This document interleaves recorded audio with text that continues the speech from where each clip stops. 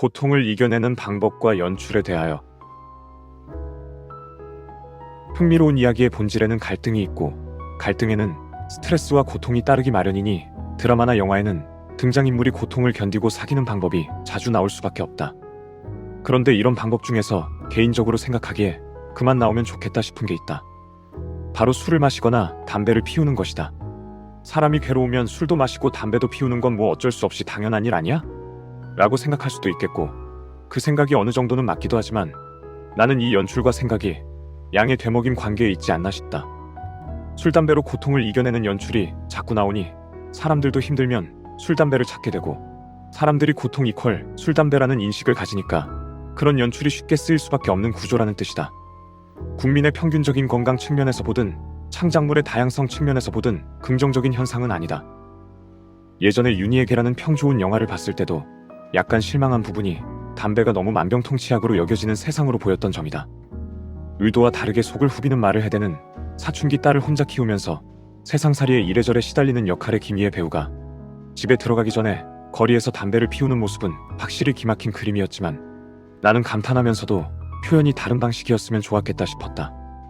어떤 행위로도 처절한 고통과 한을 표현할 수 있을 배우인데 가장 평범한 방식을 쓰게 된 것 같아 아쉬웠다.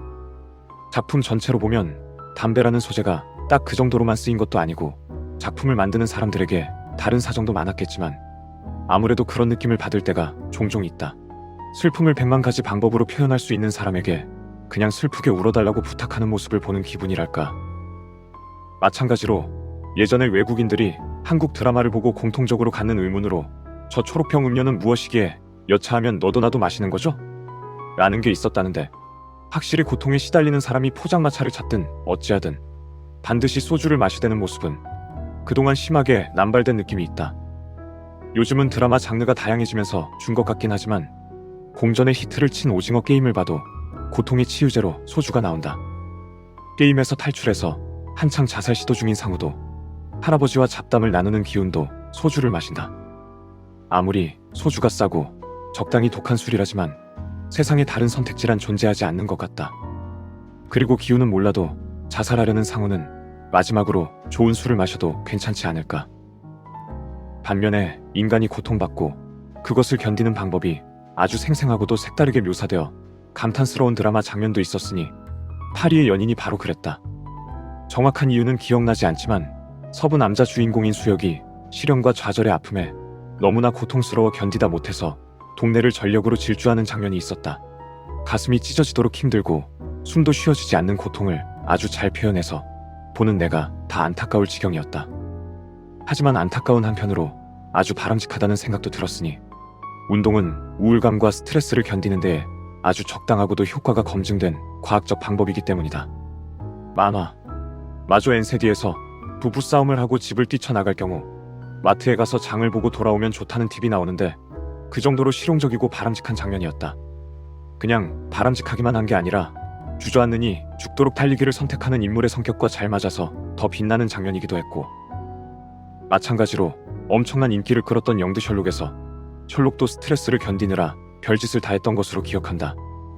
바이올린 연주부터 시작해서 시체로 실험을 하고 니코틴 패치를 몇 개나 붙여대는 것도 모자라 심심하다고 성성한 벽에 총질을 해대기도 하지만 그래도 술을 퍼마시고 아무렇게나 뻗는 꼴을 보이진 않았던 것으로 기억한다.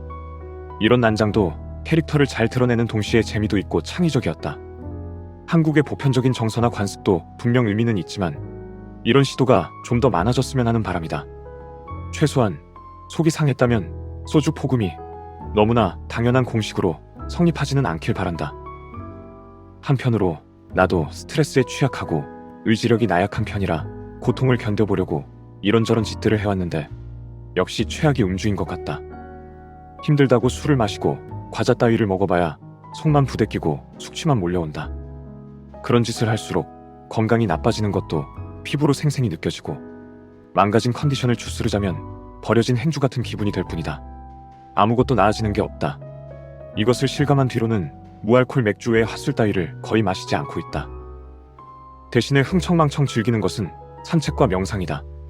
맥주 마시는 것을 무슨 미덕처럼 여겼던 20대의 나라면 도저히 믿을 수 없을 얘기지만 적어도 육체적, 감정적으로 퇴화하지 않기 위해 건설적인 방도를 찾게 된 것이다.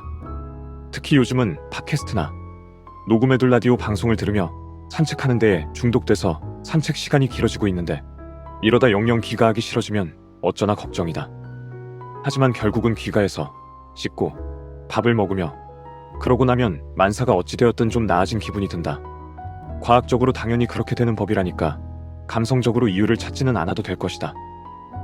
그나저나 정말로 바쁜 사람은 느긋하게 산책을 즐길 수 없는 법인데 이런 사람들이 자기 전 15분이라도 가뿐한 가상 산책을 즐길 수 있는 도구가 나오면 좋겠다.